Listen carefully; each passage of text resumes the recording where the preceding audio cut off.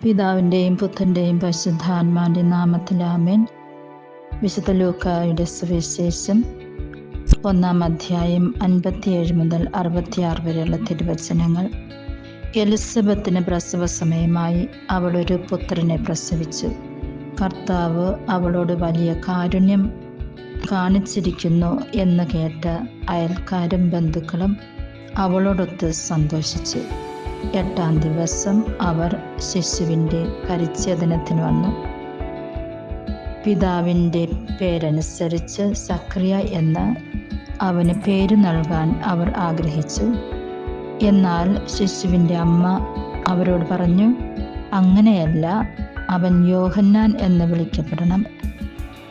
അവർ അവളോട് പറഞ്ഞു, നിന്റെ ബന്ധുക്കളിൽ ആർക്കും ഈ പേരില്ലല്ലോ. ശിശുവിന് എന്ത് പേര് നൽകാനാണ് ആഗ്രഹിക്കുന്നതെന്ന് അവൻ്റെ പിതാവിനോട് അവർ ആംഗ്യം കാണിച്ച് ചോദിച്ചു. അവൻ ഒരു എഴുത്തുപലക വരുത്തി അതിൽ എഴുതി, യോഹന്നാൻ എന്നാണ് അവൻ്റെ പേര്. എല്ലാവരും അത്ഭുതപ്പെട്ടു. തൽക്ഷണം അവൻ്റെ വായ് തുറക്കപ്പെട്ടു. നാവ് സ്വതന്ത്രമായി.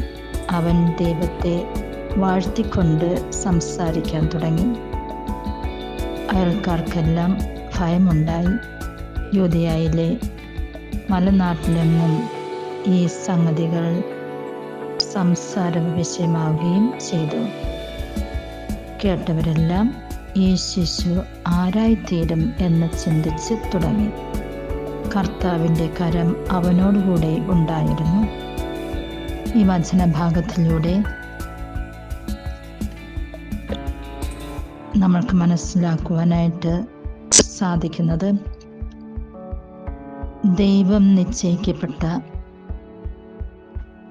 ദൈവത്തിൻ്റെ മക്കളോടൊപ്പം ദൈവം സഞ്ചരിക്കും. കർത്താവിൻ്റെ കരം അവനോടുകൂടി ഉണ്ടായിരുന്നു എന്ന് കേൾക്കുമ്പോൾ തന്നെ നമ്മൾക്കെന്ത് സന്തോഷമാണ്. കാരണം ദൈവം ഈ ലോകത്തിൽ നമ്മളോടൊപ്പം നടക്കുന്നു, ഇരിക്കുന്നു, ചിരിക്കുന്നു, സംസാരിക്കുന്നു. മറ്റുള്ളവരിലൂടെയും ആത്മീയ ഗുരുക്കളിലൂടെയും വചനത്തിലൂടെയും മുതിർന്നവരിലൂടെയും നമ്മുടെ ജീവിതാനുഭവങ്ങളിലൂടെയും. എലിസബത്തിന് ഒരു ആൺകുഞ്ഞ് ജനിക്കുമ്പോൾ എലിസബത്തും സക്രിയയും മക്കളില്ലാതിരുന്നവർക്ക് ഒരു കുഞ്ഞിനെ നൽകി ദൈവം അനുഗ്രഹിക്കുമ്പോൾ അവരുടെ ചുറ്റിലുമുള്ള അയൽവാസികൾ പോലും സന്തോഷിക്കുന്നു. മറ്റുള്ളവരുടെ നന്മയിൽ നമുക്ക് സന്തോഷിക്കാം, ദൈവത്തിന് നന്ദി അർപ്പിക്കാം. ദൈവത്തിൻ്റെ വചനം അവിശ്വസിക്കാതെ വിശ്വസിച്ചുകൊണ്ട് നമ്മൾക്ക് ജീവിക്കാം. അപ്പോൾ അനേകം അനുഗ്രഹങ്ങൾ ദൈവം നമ്മുടെ ജീവിതത്തിൽ ചൊരിയും.